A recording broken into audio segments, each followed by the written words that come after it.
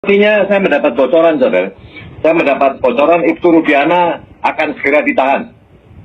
Ibtu Rudiana akan segera ditahan, saudara. Karena apa?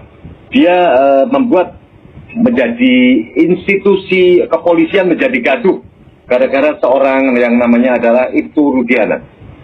Tidak lama lagi dia akan ditangkap dan dia akan di sel, sepertinya akan ditahan ya. Pitra, lu gue tantangin Pitra, lo debat sama gue Pitra ya, lo bawa klien lu tuh si Rudiana dulu ya. Gue tantang lo Pitra sama Elsa Sarif, gue tantang beneran lu sekarang. Lo jangan membacot aja, urusan sama gue. Oke. Ya. Oke.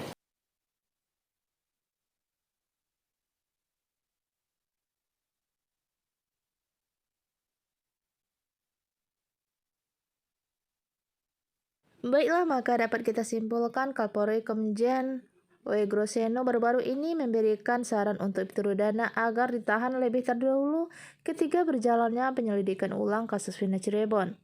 Sebab Ibtu Rudiana dinilai sudah mencoreng nama baik citra kepolisian sama seperti kasus Verdi Sambo. Segera tidak Ibtu Rudiana itu ditahan dulu seperti kasus Sambo, ucap W. Groseno yang dikutip dari kanal YouTube Bambang Widijonto. Kasus Verdi Sambo menurut Groseno menunjukkan bahwa Kapolri berani menegakkan hukum terhadap anggota stafnya termasuk Irjen. Selain itu dia juga menyatakan bahwa Ibtu Rudiana saat ini baru berangkat Balok 2 dengan gelar Ibtu. Kalau Balok 2 dibandingkan Bintang 2 masih lebih menang Balok 2, kasihan Bintang 2-nya, ujarnya. Groseno itu berpendapat bahwa tindakan Ibtu Rudiana ini sudah melanggar kode etik dan bahkan dapat dikaitkan dengan perintangan penyelidikan. Oleh karena itu, dia menyarankan supaya Ibtu Rudiana harus segera ditahan terlebih dahulu.